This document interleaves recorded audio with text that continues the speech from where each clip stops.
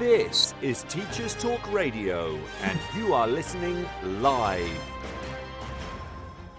Welcome to Teacher Talk Radio. Today you're here with your hosts Krupa and Nazia for your Sunday lunch. Today we'll be talking about harnessing equity, diversity and inclusion with Priya Barai. We'll include our Wish We Knew Earlier segment followed by our Sunday Serenity moment.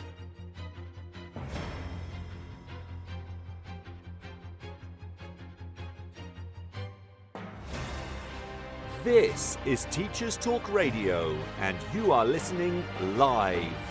Tune in live at ttradio.org, or to join in the conversation, download the Podbean app and search Teachers Talk Radio. Follow the hashtag TTRadio.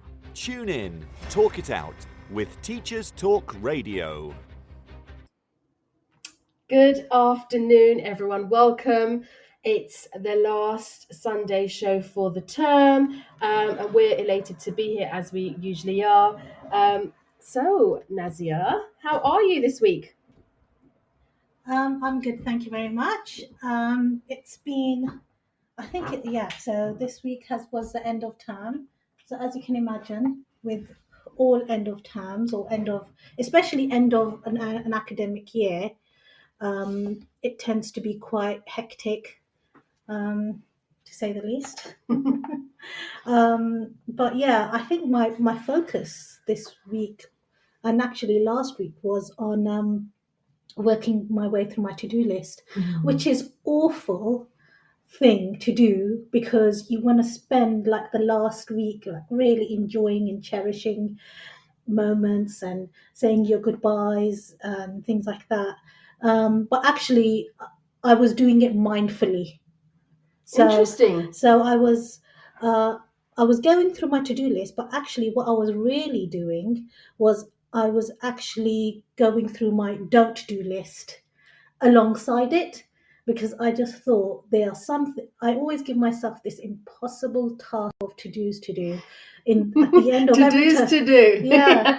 At the end of every term, thinking I'll get them all done over the holidays and then come back, with everything done. And actually that's never been the case. So I was doing it quite mindfully. I was doing a to-do list, which I thought, this is achievable, this is realistic in this time frame. And what are my don't do's that I'm not going to even touch, because actually I don't want to put extra pressure on myself. And then so that was really, I think that was really useful experience for me, because I've got like a set things that I'm going to focus on, and that's it. I'm not going to stress myself and put that additional pressure on myself for no reason, knowing that the job never ends, really, isn't it? And then we were wishing students well and goodbyes for the holidays, and then I had some time with the staff where we were actually we had a discussion about what we've achieved over the year. And actually the question I posed to them was about self-limiting beliefs and how they've overcome those. Yes. This year, if there are any that they had in the beginning of the year that they've overcome, and what were they. And so it's really nice to be able to be that vulnerable with your team, because actually it's about showing that we're all human at the end of the day, and we all, regardless of what position you're in, we all have things that we're not 100% confident about. And so it's really important that we give a perception of ourselves to people, but actually that perception may not be the real you. So it was part and parcel of that, bringing your authentic self to the table and speaking your truth. So that's something I've been focusing on quite a lot with my team. And then I had a not so very nice quote unquote Karen experience. Oh dear. And actually, I'm not gonna go into the detail of it. But I mean, what I will say, that it wasn't totally unexpected in the heart of Surrey. I've had several of them there, so that was not nice, and it's such a shame, really. And it's actually quite poignant to this conversation that we're having, because it should surprise us and shock us if these experiences happen, but it wasn't unexpected. So in my mind, am I normalizing those experiences in my head? I don't know. It was just something. It's How did made you me think feel? twice. How did you feel with this particular experience? Completely belittled, really, completely belittled, and it's and my overriding thought, to be honest, was, what's wrong? Why can't people show a bit of kindness? Yeah, it goes a long way, doesn't it? Yeah.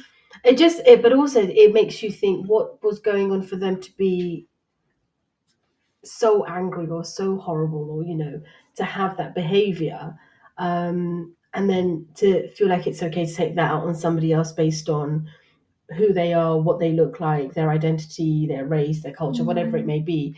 That seems to play an impact on triggering something for them. And I think that's quite nice, because it's exactly what we were talking about today. Right, interesting. And how are you since then? I'm fine. I literally this is the shame of it as well, is that when you go through experiences like that, you just like, it's like you go through it, you're fuming about it at that moment, you overthink it for about 5-10 minutes, and then you just like, right, that's just part of my life. And you just move on, and that's such really sad. That's such a shame that we think that it's okay, that it's not. We don't think it's okay, that we think that this is just part of our life. As someone from the ethnic minority, I should just like accept the fact that this is going to be a part of my life living here in the UK. That's not right. That's not right at all. Anyway, let's move on to how your week's been. My week. Wow. Okay. So for me, it's been a different year this year. For those of you know, it's been incredibly turbulent year this year. It's been a year where I've almost gone through the couple of loss and grief sort of cycle, and working out what's going on around me, why behaviors are there. I've really, really unpicked some big feelings and emotions that I've been carrying. And actually, a lot of these things that we'll be talking about today is surfaced from poor experiences of others, but it's been imposed on me. It's been, brought into my world without it being asked for. And I think what I've learned about myself, and actually I'm going to big myself up for a second. I think while I've had the turbulence, I've had a lot of time to reflect and feel, and I've allowed myself to feel. I haven't beaten myself with that so-called quote unquote stick of I should be better, or why is this happening to me, or maybe it's me, and all of that. It's you have those moments of feeling sad, you have moments of being angry and frustrated, but you also acknowledge that what you can control in your sphere you control, and what you can't control you have to find ways to rationalize that in your brain. And that's where I'm at now. So I'm neither saying it's right or wrong. I'm not saying it's outrageous or being really quite hard on that. But what I'm saying is I need to harness what I can control, and I need to hold on to the power that I have, and I need to propel forward with that. And actually that means losing people along the way. That means being able to be really rigorous in my approach and what I want, and that thought process around that. But I've had several coaching sessions this week. So my week has been pretty filled with some coaching and speaking to other agencies about equity and diversity. And something that seems to be ringing true, in particular with the coaching sessions, or of teachers in particular, is that they're all flat out. And it made me question, every year and at the end of every term, never have I ever met a teacher that feels that they are like really sad to be to be going on holiday, or to like, it feels like it feels like a bigger leap into something, like I just can't wait for this term to go. And I think, gosh, you're wishing your life away, and you think year upon year, term upon term, we all know you're going to have this major like high because you're going, but then the dip comes back when you go back again or something. And I think this has been going on for years and years and years and years, and yet we still enable this. Something is really wrong with how we're managing our energy, how we're managing our time, and the expectations. And I'm not saying that's teachers, it's overarching policies and so on and so forth, and the expectations of teachers and practitioners having to be everything and everyone in their role. But it's interesting how everyone has that dip and they're really looking forward to the holiday, but it comes with a whole list of to-dos. It's not a real holiday. It's almost like, oh yes, I get to catch up with all the things I didn't get to finish during the term. Like, have you lost your mind? You've been working how many hours a week? And so actually having to coach teachers around, let's just take a step back and have a look at what you've achieved this year, and actually let's use this time for reflection. They're like, yeah, I actually feel like I've earned my holiday, and many of them did feel that way. Isn't that fascinating? That's actually great that you're able to do that and provide some and support that perspective taking, really.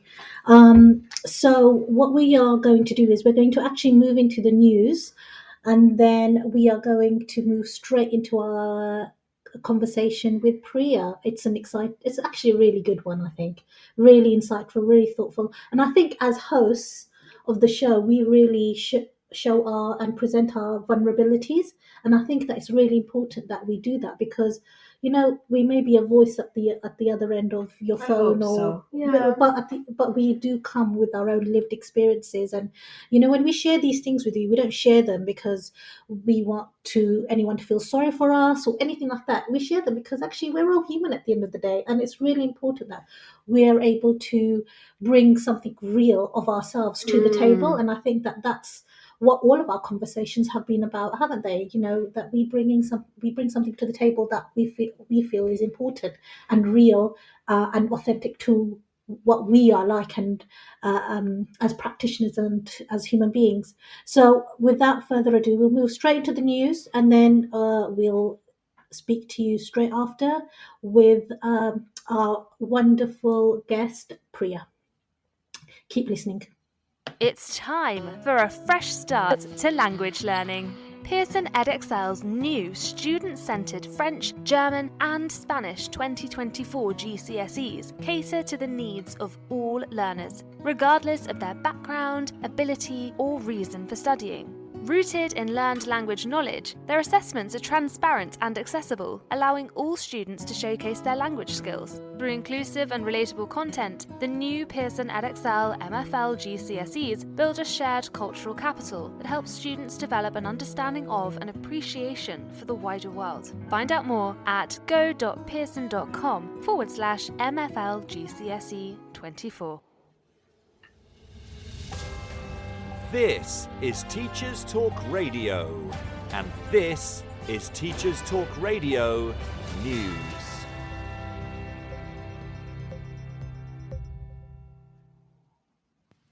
It's the summer holidays for almost everyone, but apologies for those not quite finished yet. And the topic of money is not far from the thoughts of many. But Schools Week looks back at the year and reports that nearly 2/3 of schools increased the cost of pupil meals this year, and a large majority of schools have had to make cuts in other areas. The findings are taken from regular government surveys of school leaders and teachers, and results show that over 1/4 of schools say support with energy bills made no real difference to financial positions. The pressure of the cost of living crisis affected schools in several key ways. These included a rise in the cost of pupil lunches, which had to be passed on to many parents. Some schools also reported a decline in meal quality as providers attempted to reduce costs. Cuts to support staff and, in some cases, teaching staff.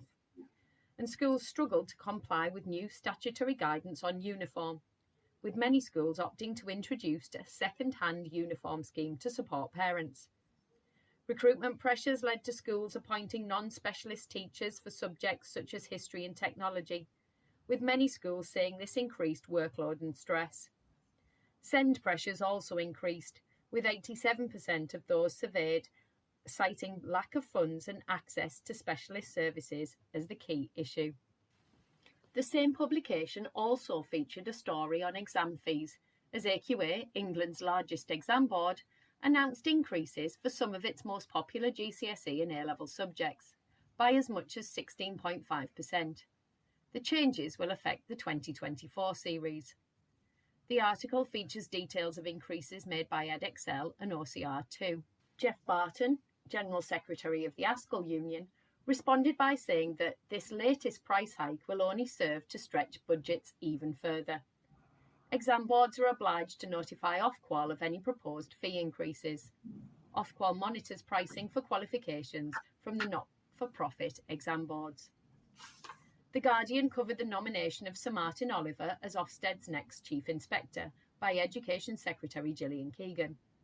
A pre-appointment hearing will take place in the autumn.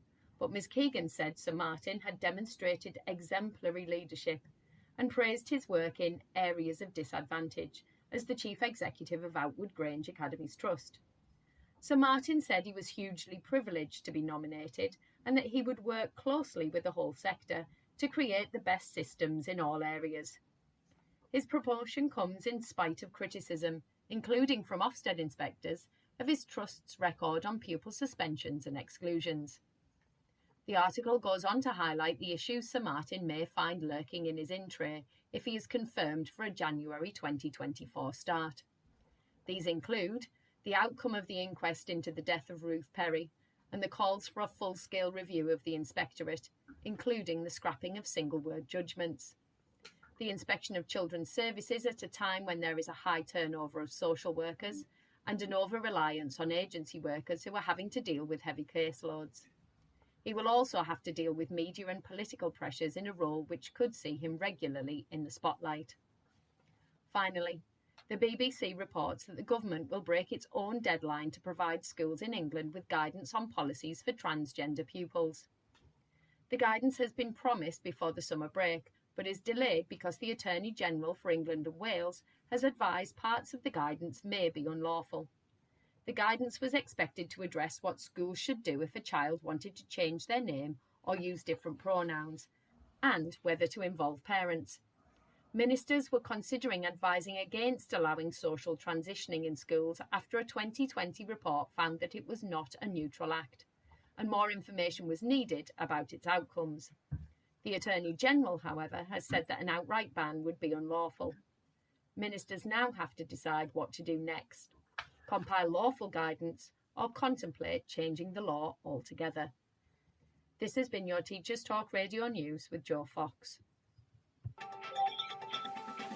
This is 2 Minute Tech with Steve Woods, your tech briefing on Teachers Talk Radio. Hello, this week we're going to talk about a couple of shortcuts and hacks that can make life a little easier. This may not be as innovative as some of my past life hacks for teachers, like drinking noodles, but here are a couple of things that may make a difference to your use of media in the classroom. First up, if you aren't already riding it, get on the Wakelet wave. Wakelet is a free way to save, organise and share content. Create collections of web pages, videos and basically anything with a web address under one topic. Once done, you have a shareable link to your collection. Use it to organise your lesson, flip a lesson or create revision collections, just to throw a few ideas there. This next hack is one of my favourites. I love using YouTube to support learning. Not only can it help keep pace in a lesson, but also it's a great reference afterwards for pupils to refer to. My biggest gripe with it though is that pesky advert you can't skip that always decides to play when you're in full flow. Here's a secret that works nearly all of the time. When preparing your lesson, you will have watched the clip anyway to ensure it's appropriate, so just before you copy the link into your presentation or Wakelet, type this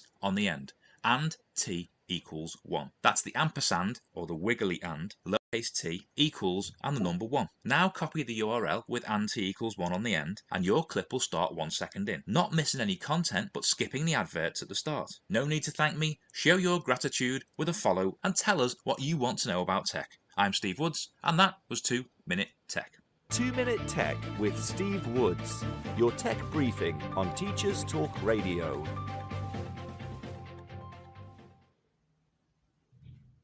Hello, everyone, and hello to Priya. Welcome today. How are you? Well, thank you, and thank you for having me. Absolute pleasure. So let's get started. Priya, I know that you are full of tricks and wonderful, wonderful knowledge and experience.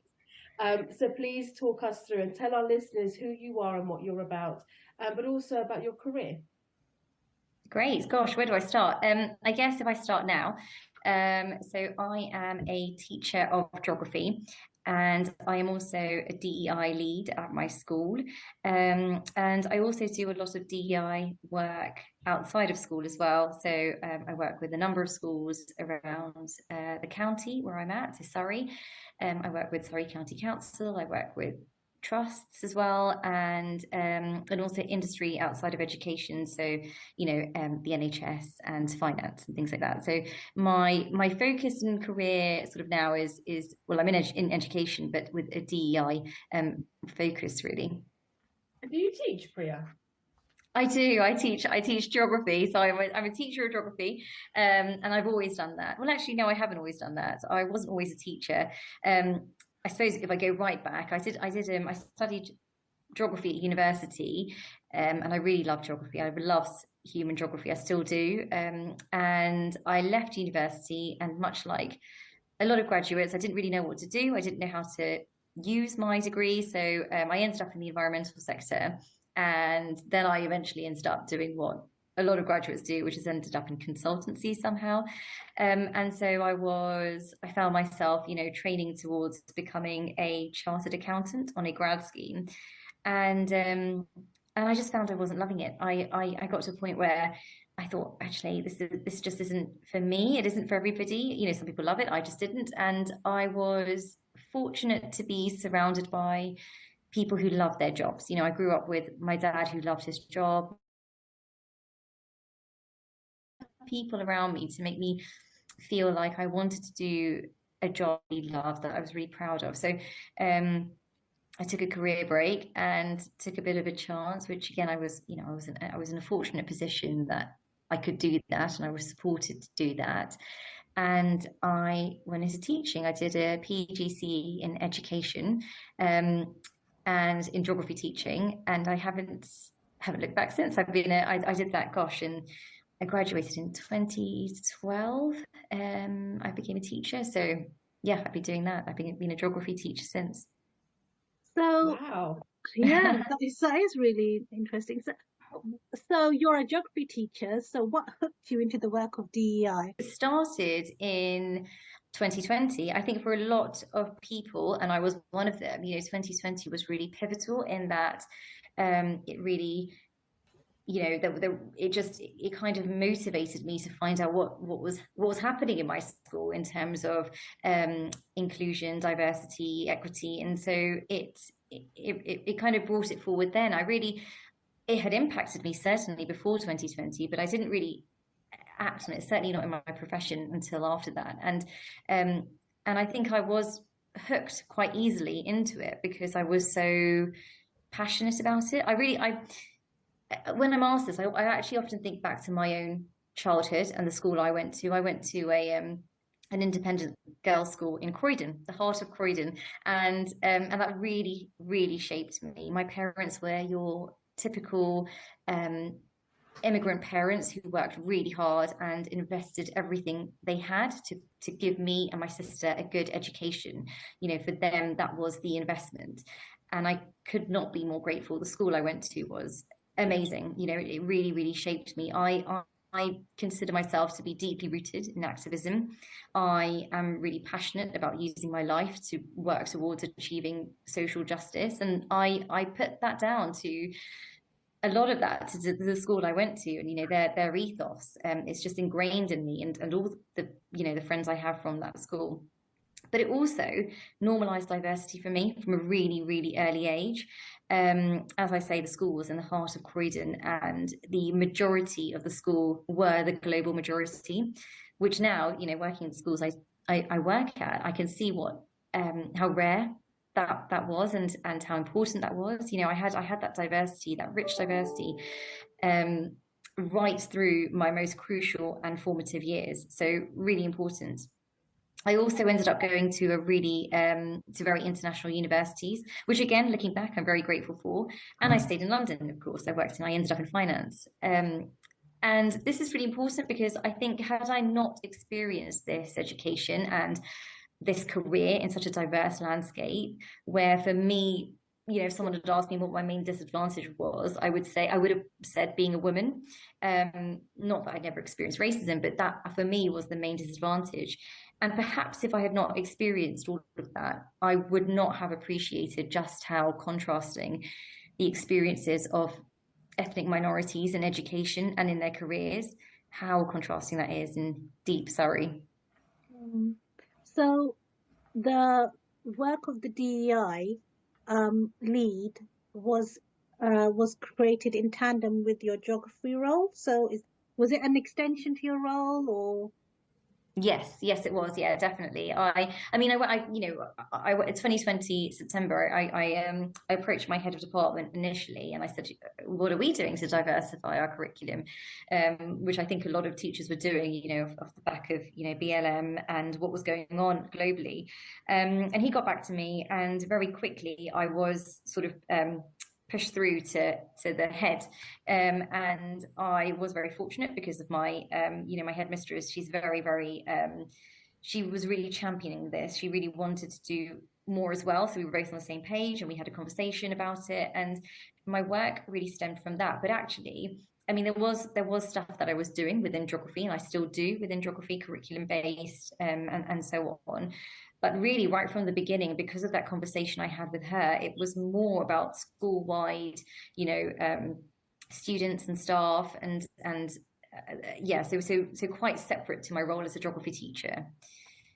Can I hop in on that? I just think, it's so refreshing to hear how different your journey has been, and how you've used your own experiences to be able to navigate where you're going to next, and be able to use that successfully. And there's a really important skill set, but those skill sets are not for everyone, and they don't have the same exposure. So I'm just thinking about a teacher who wants to go down this route, and it's really important because it's clear there's some work that needs to be done around DEI. Do you, or have you heard of other sort of colleagues that have not been able to approach their leadership team to say that there is work that needs to be done, and there needs to be a DEI sort of lead in there? Like, have they had any sort of challenges around that? I think the whole DEI, role and work it can be very, very challenging, and I've certainly experienced difficulties. And it also, depends very much on the nature of where you are in your career. I think I've found a voice now, and I can utilize my voice. I feel like I have a seat at the table, but I've not always had that. And certainly in early careers teaching, for example, I think it would be almost realistic to know that you're going to experience difficulties and challenges, but unrealistic to think that you have that confidence and that voice, which is a sad thing. But I think, looking back at my experience, my journey in teaching, I was experiencing racism before 2020. Of course I was.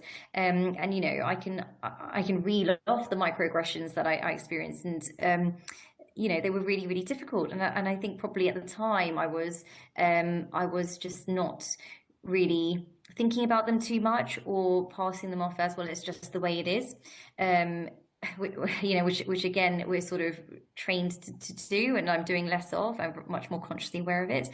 But, I do have a voice now, and that's come with experience, but also security in my position. However, that comes with different difficulties and challenges, because I think, I remember when my role was formalized, and I still had to, be interviewed. And in the interview, I was asked what challenges I would face. I think I would face in this position. And it was actually a really easy question. I'd already really thought about it. I knew that in my school, I've helped facilitate conversations with both staff and students. And I know that my perceived racial heritage has definitely helped with this. But I also know that listening to these experiences they're really, really triggering. It reminds me of my own experiences. It reminds me of, the prejudice world that my sons will face and have already started facing. It's really hard. It's hard listening to the things that children and adults in Surrey are still having to experience on the basis of their skin colour alone. And that's a different challenge completely. And then another challenge I knew I would face was that, it sounds really strange, but I knew the microaggressions I faced would worsen, because whenever you put yourself forward as a really active campaigner against everything, you're placed in prime position to have to refute all those arguments. So refuting the idea that racism even exists or is a problem worth addressing. And I have had to have those tricky conversations, and sometimes they're just rants directed at me, but they all usually reflect this this mix of misinformation and, moral panic narratives. And that's something you learn to navigate as well. But it's, they're just different challenges, and the challenges have, I guess, evolved from early years teaching to, the role I've put myself forward in now.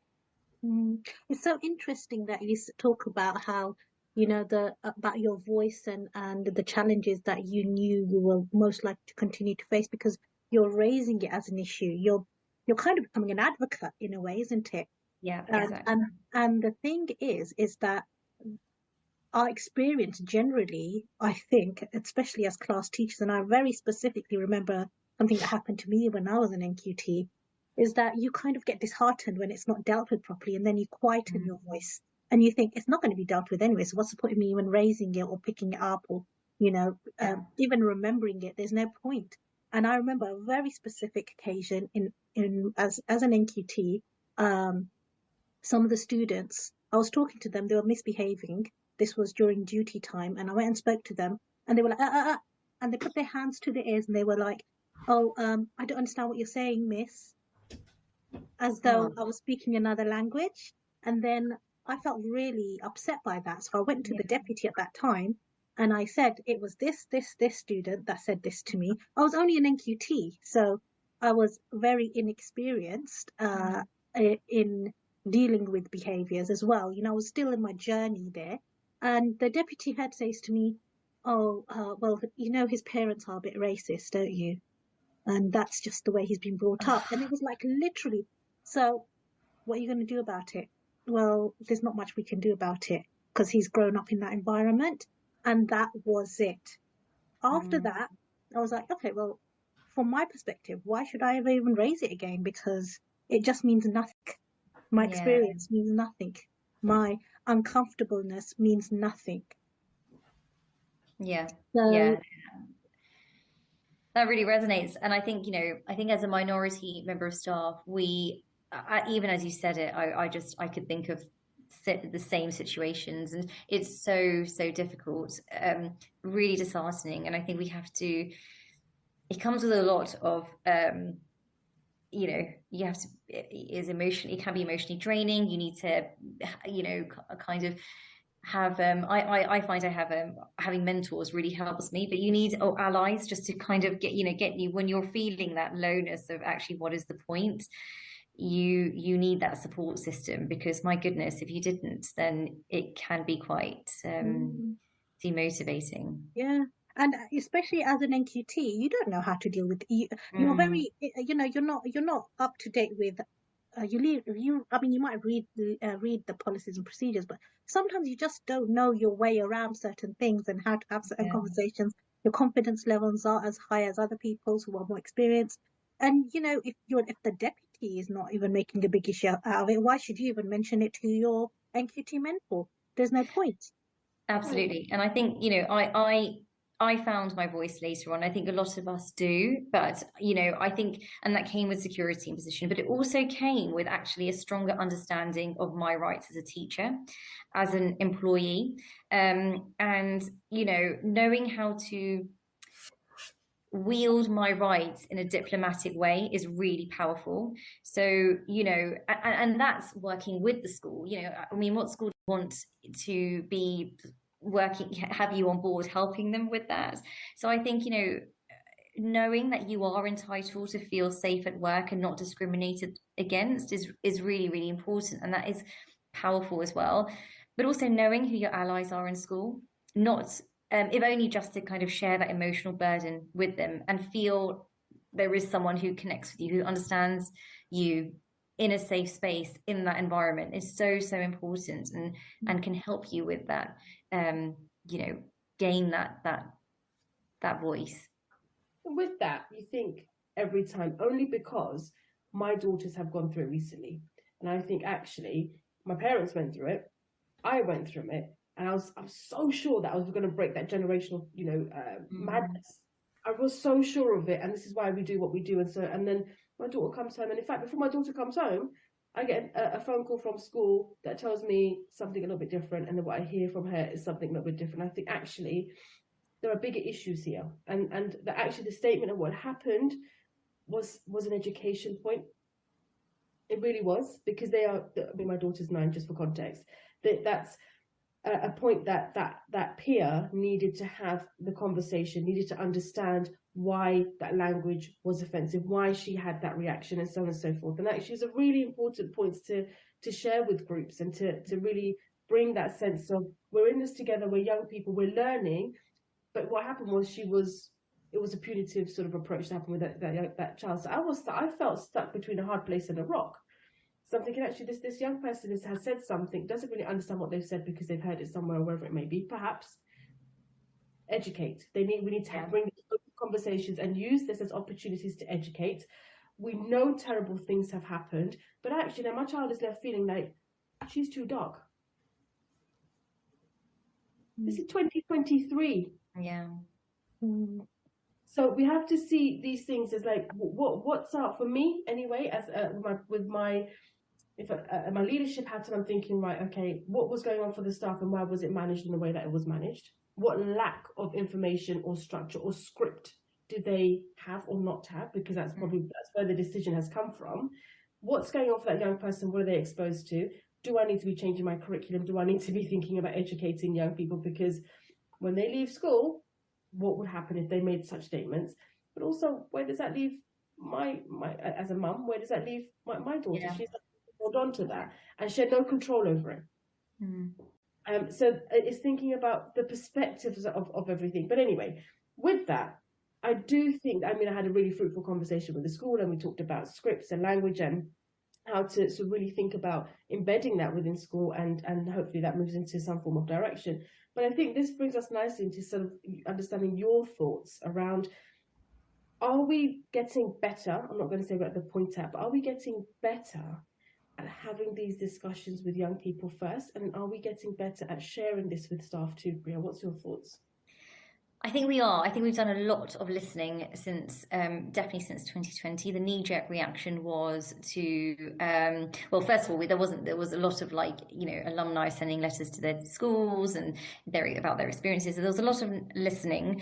There was a sort of a slightly later knee-jerk reaction of big audit reporting and lots of surveys, and you know, facilitating affinity group meetings, and we did that really, really early on at our school. I led affinity group meetings with our students, in the lower years, and right through to upper, and it was great. You know, it was really, really powerful in terms of, you know, enabling them to be heard about their experiences, understanding that actually these experiences are consistent, and also realizing we can very quickly move. We can really adjust our behavioral policies to directly relate to the behaviors they are describing. And we did that. There was a lot of, you know, quick, okay, we can do this. And then there was, you know, longer term things, which was education, which was exactly what you've just covered. And education is key. It's so important, you know, and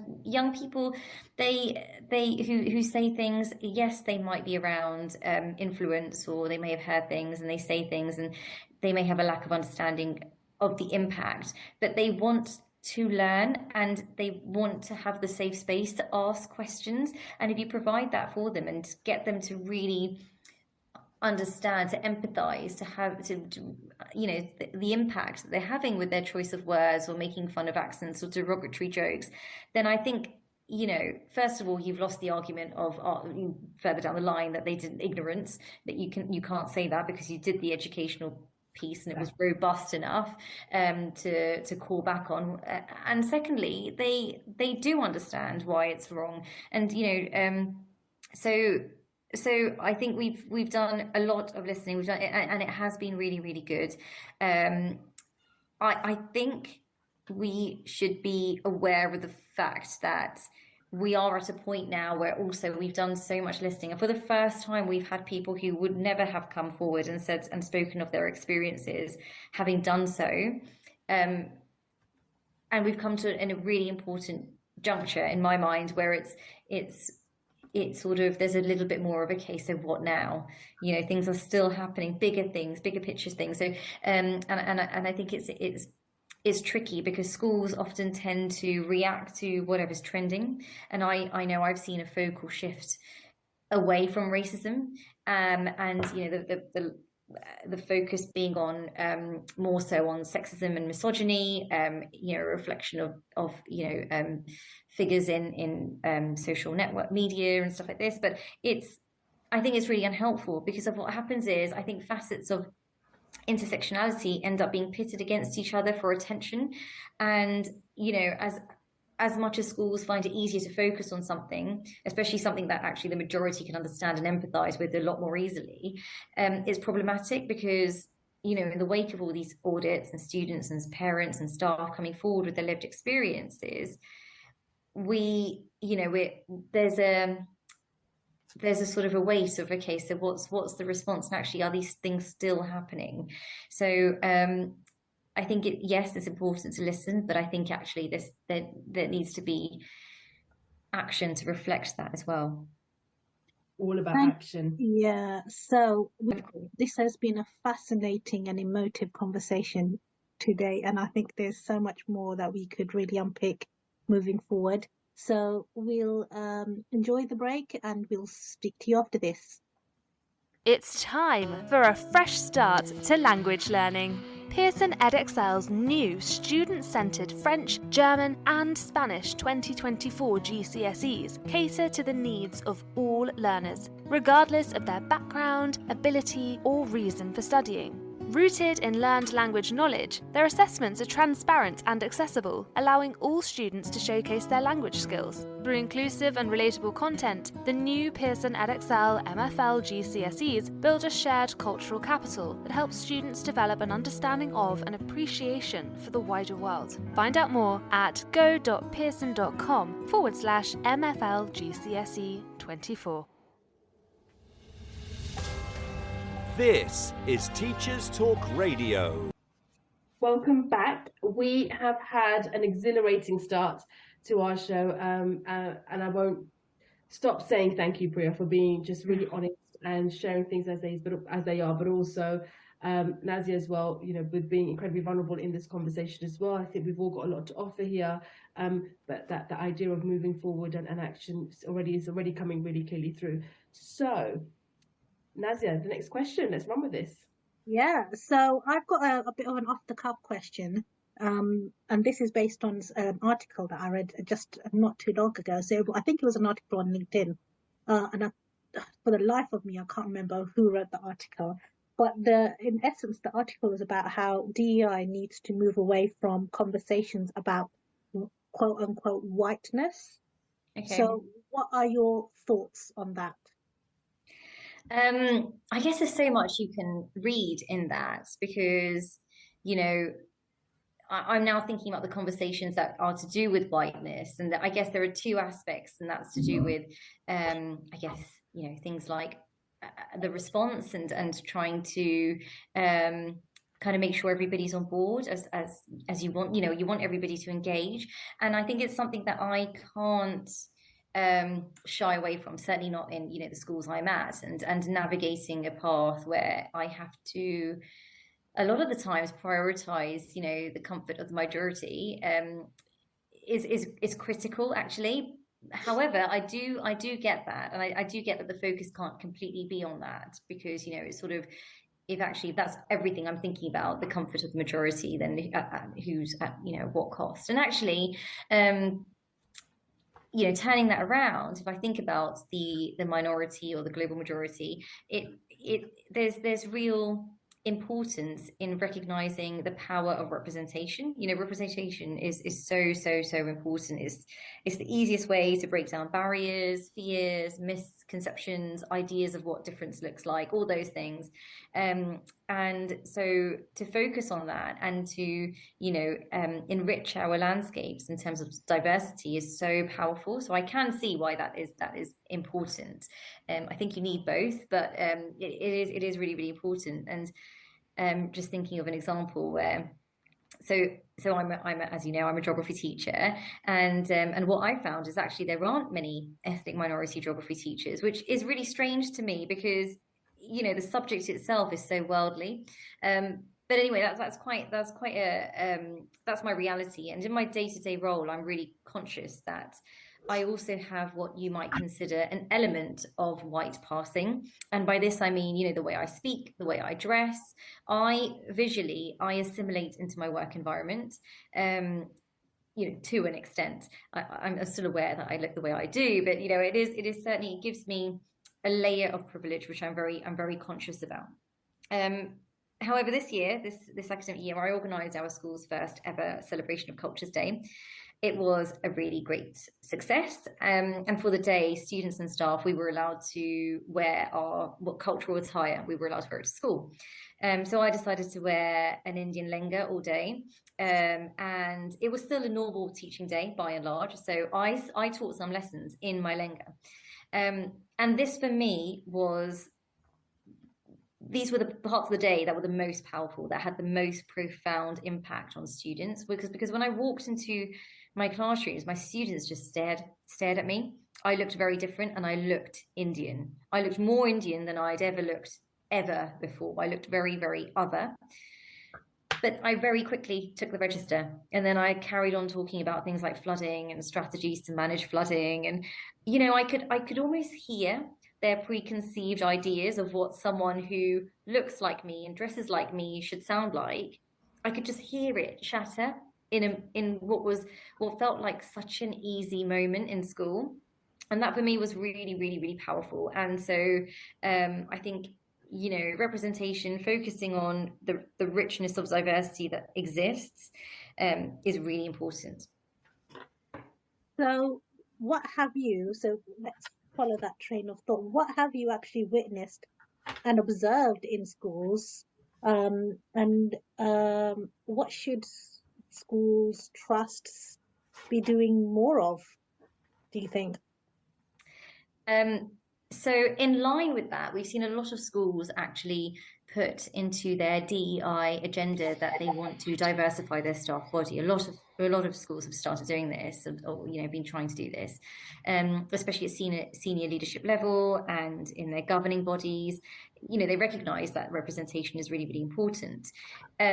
We also know that there's a big recruitment and retention crisis right now, and across the whole education sector, it's really problematic. So of course that impacts diversity more so, actually.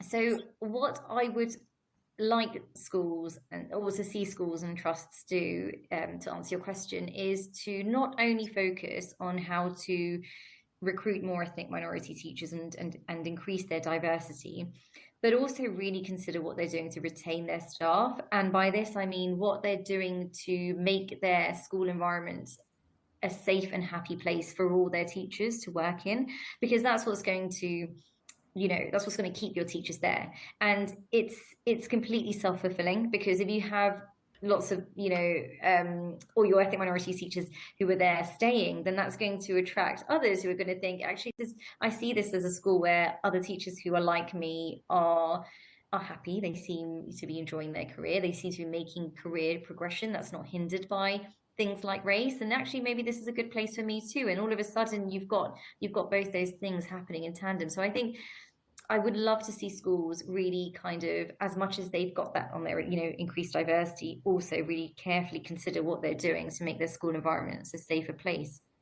Go ahead, Yeah.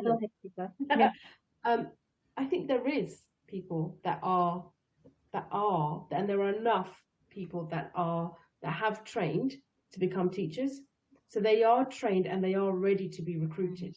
So I think there's a different angle that we need to be thinking about this.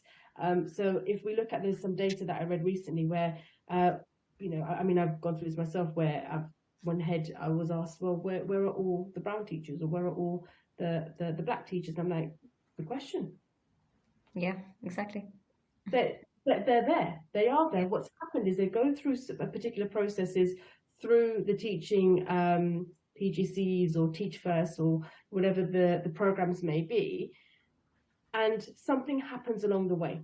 So there is data that shows that those that may be late for a few minutes, for example, and if you're of a particular ethnic colour or background, you won't be passed to continue.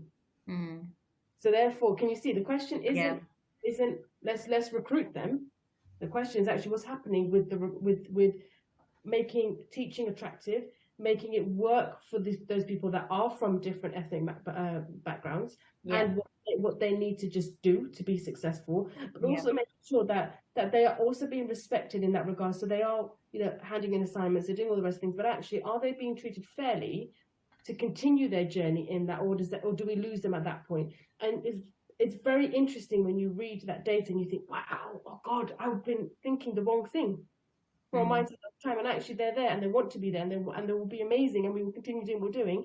However, there are particular barriers that doesn't enable them to go further than passing their ECTs and PGCs and QTS, all those wonderful things that are on offer. So I think we need to go further back and think about how do we engage them and keep them on the program, because that will have a bigger impact. That's something for us to think about anyway. Absolutely. Yeah. Right. So what's next for you and the work that you're planning to do? Gosh, big question. I guess, as well as working at my school, I do a lot of freelance work. So I work with schools, trusts, the council, like I said, and industry outside. And I'm also a governor of a school, which I'm finding hugely interesting. And I guess all this work that I've been doing has really snowballed since I started having these informal conversations with a few people in my school back in 2020.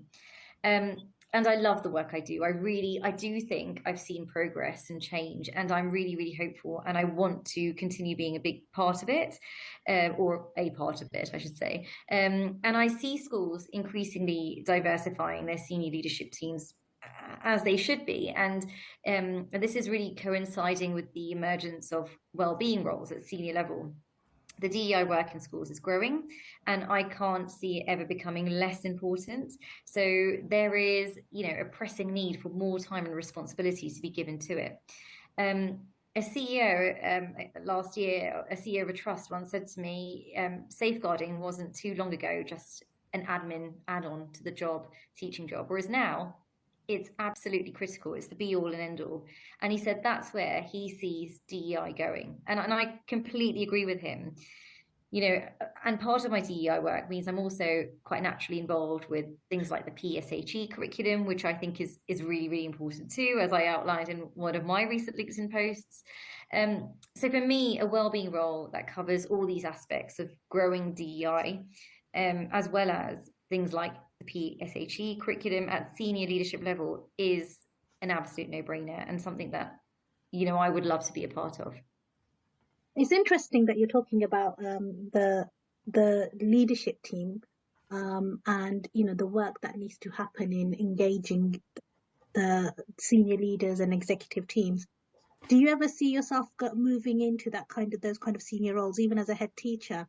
And my extended question is, if you were a head teacher or part of a senior leader, like executive leadership team, how would you want to develop your SLT? Oh, that's a big question. It's tricky, isn't it? Because as we were talking earlier about, minority staff and what inhibits us most, and sometimes I think it's, certainly for me, I think I'm my worst sort of barrier, and in terms of things like, which I know a lot of people face, but things like imposter syndrome and not feeling I have enough expertise. But the more and more I do this, the more and more I think, actually, I would love to have a seat at the table. And increasingly, actually, I do have a seat at the table at steering group level, and I really enjoy being able to shape the course of actions and see change. So I would, I think I would always have a bit of self-doubt, as would, I think, any good leader. But I think I would also relish the opportunity to be a part of that change, and really bring what I think is really, really important, my life experience, and my why I'm so personally invested in this area, and it is important to have that shaping guidance and actions. I don't know whether that was answering your question. I think I was partly trying to avoid your question because I don't know. But yeah. Maybe it's the question you to think about if for the future is like, what would you, if you had an ideal scenario? Like, it's one of those kind of what if questions, isn't it? And I know, within my SLT, I know that diversity for me and representation is really, really important. So It's absolutely key. Yeah. So it's just one of those questions. I think a lot of head teachers and a lot of, especially, I think it came up in the Festival of Education. There were some senior leaders in the audience when we were talking, and there was they were saying, what can we do? What should we do? What more can we do about it? So it's really important that there's that at least some thinking happening and reflection happening on it as a bare minimum, really, isn't it? Yeah. Yeah, absolutely. It's really a brilliant position for it, because being on those steering groups, you're already surrounded by people that are willing and wanting to listen. And that's probably the biggest and the hardest hurdle, is to have a group of people in the same room at the same time that are willing and ready to hear. Whether they take it on is a different part of the process, but to be in the same place at the same time. So that's a really powerful position to be able to relay the realities of what you're hearing from the student voice that you've just shared with us, the realities of what your staff share with you based on the cohort that you're around, and also bringing that authentic experience from yourself and your own upbringing and your parents' stories and so on and so forth. So I think, it's a good start, and I think that's really necessary. We need to find a starting point, and you're there, which is much further along than many others at this point in time. And so it's just to continue doing that and keep like you say, having that seat at that table. So kudos, because that's you're doing it for many schools, and you're doing it for, it starts with one borough or one school, one borough, and it grows and grows and grows. And so although you may at moments feel that there's imposter, or do I know enough, and there's other experiences and all the rest of it, I don't think you'll ever get a consistent answer. But that's the beauty of it. It's not meant to be consistent. It's meant to be heard. It's meant to be felt. It's meant to be understood. And so you're in a really good position. But with that, thinking about, you made mention of having a mentor and so on and so forth. Do you have a mentor that supports you, because you're doing lots of work that is triggering, as you mentioned before? Yeah. Yeah, absolutely, I do. And I think, having a mentor or mentors is really, really important. It is, emotionally exhausting at times. So to have somebody who's not just an ally, but who can really give themselves to you by way of guidance and support is really important, and has been important to me. My mentors are both within the education sector, but also in wider industry, which again I think is really helpful. So I have one of my mentors is an EDI governor, another is a lawyer, another is an engineer, and they really root for me, they support me, they ground me, they give me solid advice all the time, and so to have that soundboard has been really important. And I think there have been, I can think of so many instances where the work we do, there are moments of pure joy and happiness and satisfaction, of course, but then there are also moments where it's just really hard, and it can be really crushing, and you feel at a complete loss. And at those moments in particular is when we lift each other. We need each other to lift each other. So I think it's really, really it's a powerful thing to have a mentor, and it's really actually quite critical, I think, especially in for somebody in an EDI role who's living it as well as doing it as their job. It's you can't just switch off as easily at times. So we are coming to the end of our interview, Priya. It's so sad that we are, because we've got so much more we could talk to you about, and we need to invite you back for part 2. To be honest, it's so our last question to you: can you share any tips or insights for anyone who's interested in learning more about DEI? I think my main tip is reading. I gained so much from reading, just and I have, if I had more time, that's the first thing I would do. I would love to just read more, but just to kind of name a few to get you started. So Superior by Angela Saini is an amazing book. British, So The Issues of Brackets by Ethel Hirsch is fantastic. White Tears, Brown Scars, again, another excellent book to kind of get you started, especially on the sort of in terms of the intersectionality aspect of sexism and race as well. Really powerful. Bringing Up Race, lots of different race books, and I definitely think reading is a great starting point, because so many people have tread this path before us. Actually, we think it doesn't feel like that at times, but actually so many people have, and to know what they learned and what they did and what worked for them is so important, and so it just it bolsters your own understanding of how to deal with things. I think LinkedIn has been really, really powerful for me as well. I actually only joined LinkedIn. Well, I had a LinkedIn account actually back when I was a trainee accountant, and then it was in hibernation mode, shall we say, until I started my DEI work. And somebody said to me, you should really use LinkedIn, and so I kind of hopped back on it many years later to see I was still on there as an ACCA grad scheme, with a very, very out of date photo. And I spent some time updating it all. But my goodness, it's fantastic, because networking is so important. And again, for that same reason, finding people who are doing the same work as you, seeing, listening to them, learning from them, sharing your experiences of the challenges that you have faced and what you have learned. And it's just really, really powerful. It's I think that's a great tool as well. So those two things really as your first starter pack guide from me, I would say. Krupa, any final thoughts from you? Yeah, I really want to know. I just want to come back to the teaching part of it again, because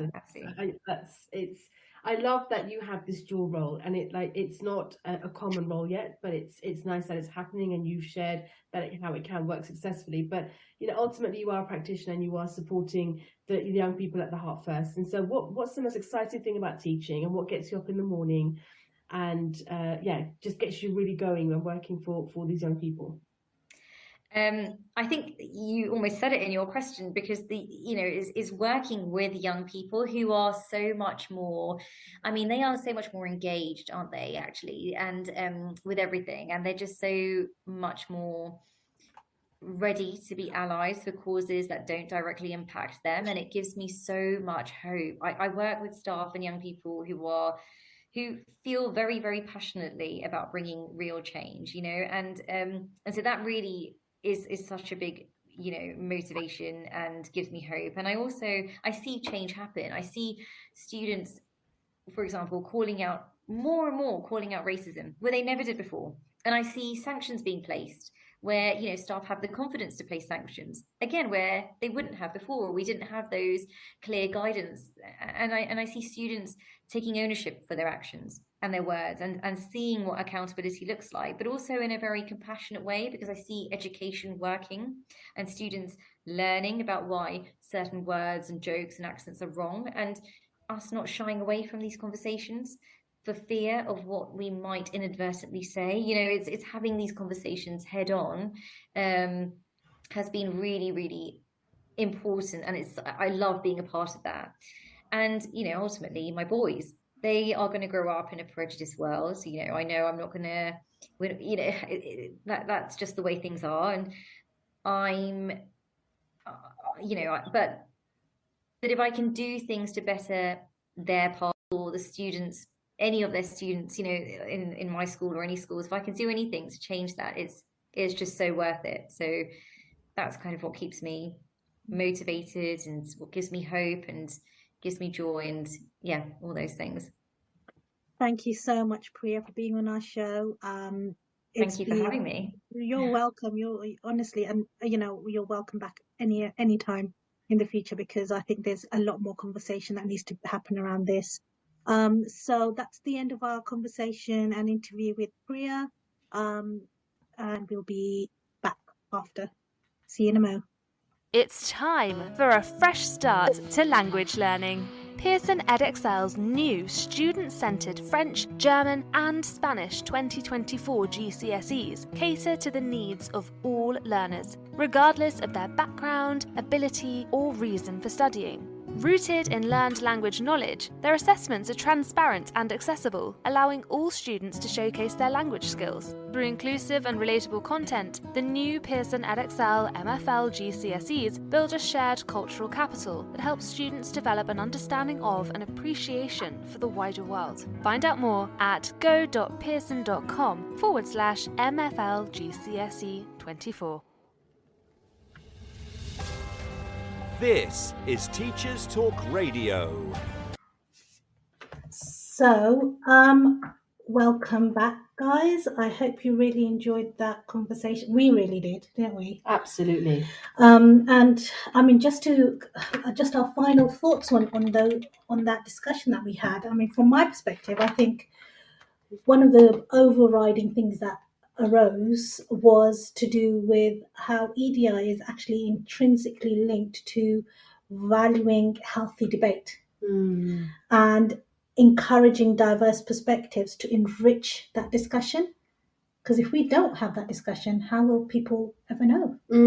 Agreed. Or be any wiser? Agreed. I thought about quite a few things throughout the process, and Priya was really articulate in being able to share what she does, how she does what she does, but also being able to bring it into the classroom and run those sort of really key affinity groups and so on and so forth, which I thought was really insightful. And to actually hear that in action, I think that's the key for me, is the action. I think actually we speak about this quite a bit, where we do lots and lots of talking and really lovely ideas and what the ideal would look like, but actually how are we doing it, why are we doing it, and what's the impact of that. And every small step, so 1% of progress is 1% of progress, and yes, it may not feel like enough, and but I think it's, for me, it's I'm almost itching on my seat, moving back and forth, thinking, yeah, that's great, but I'm just desperate to get to the point where I feel that the next generation, including our own generation, actually, to feel safe, to feel truly understood. I'm not asking you to agree or disagree, to be understood. And I think that's a key reality that I think hits home for me. And I think, for me, the idea of this wholesome living and learning is what I'm taking away from this discussion. So the first thing is, actually, we have perceptions, and perceptions are realities of that person. And that's also followed by experiences, and those experiences are triggered by emotion. And so that's energy and motion, and how that is being directed per person and then shared.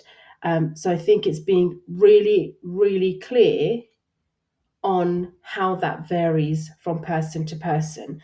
And that's why EDI is so difficult. So when we see, and I've been very much part of this myself, where, I tick, and I have been asked, and all the rest of it, around tick boxing on EDI, and, where'd you come from? And, this is great for us because it shows that we're being inclusive. That the intent I can see. I understand the intent.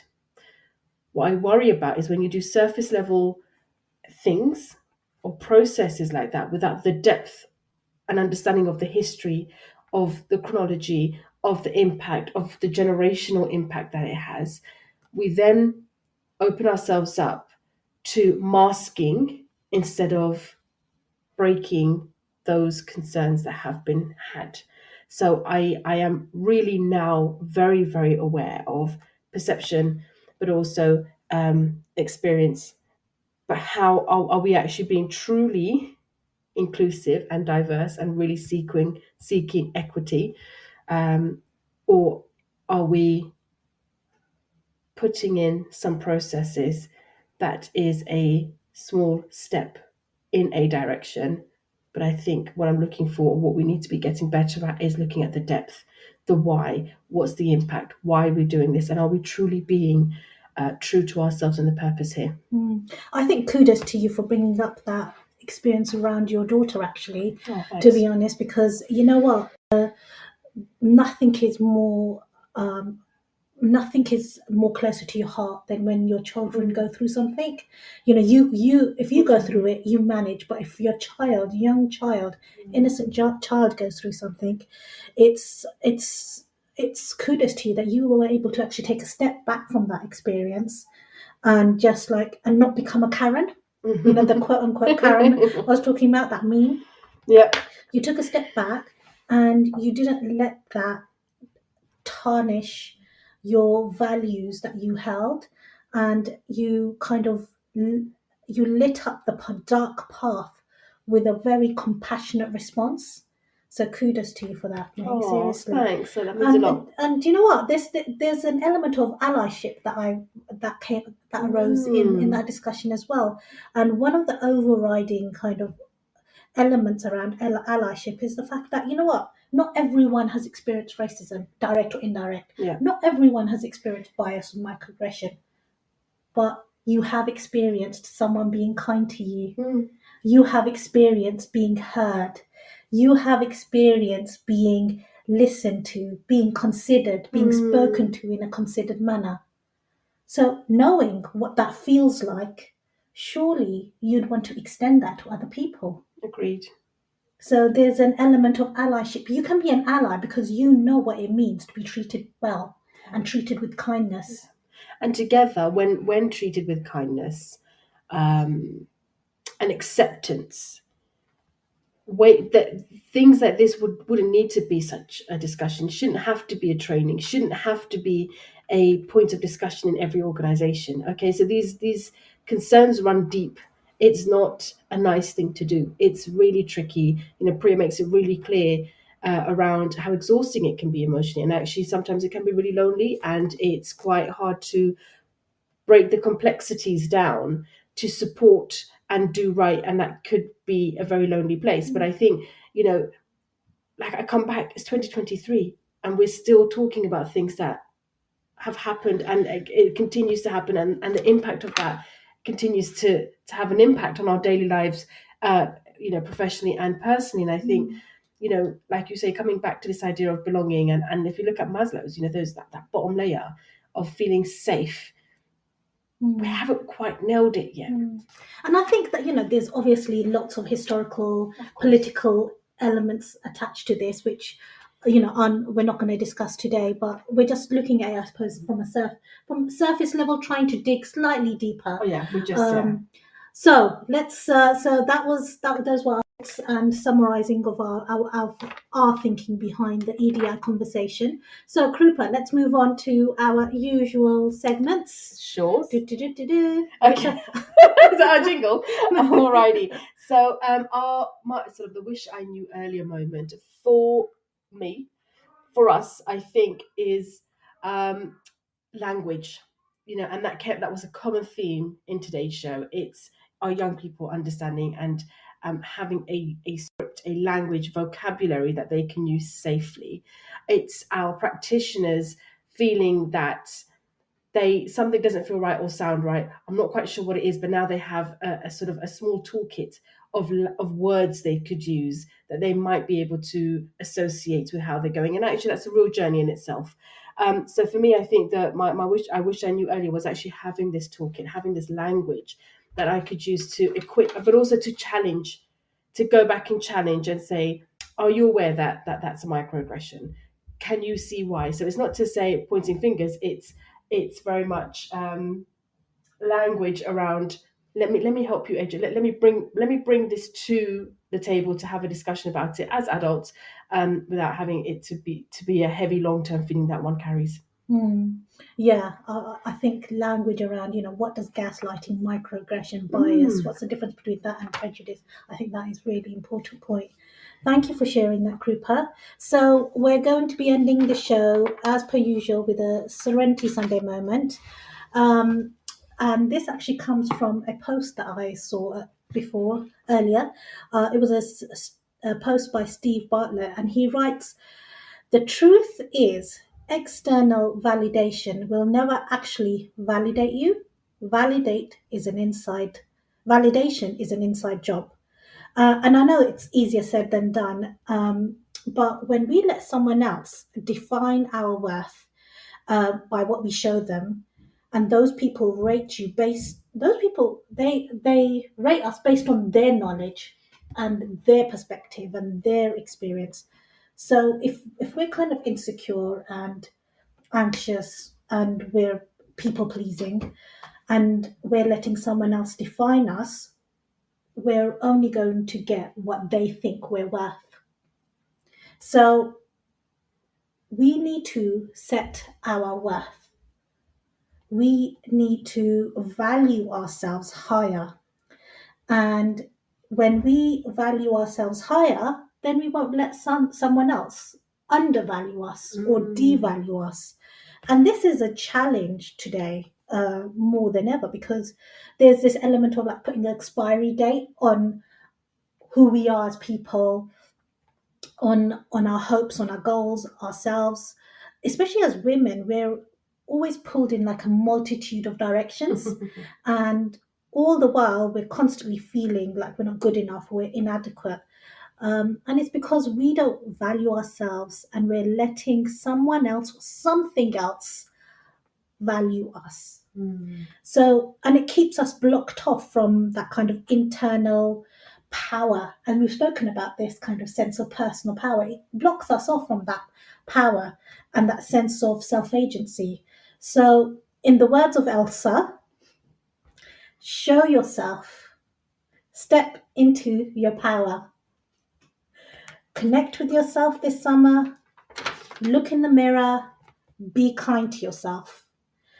And no, you're not the finished article. No one is. But don't let that define you and what you're capable of. So friends, that's the end of our show today.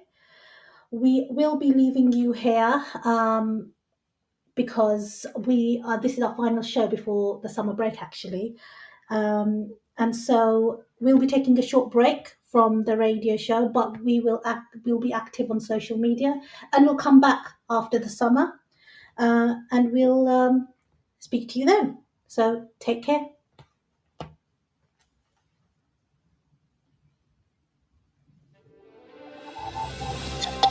You've been listening to Teachers Talk Radio. Tune in live and listen back at ttradio.org. We look forward to hearing from you next time on Teachers Talk Radio.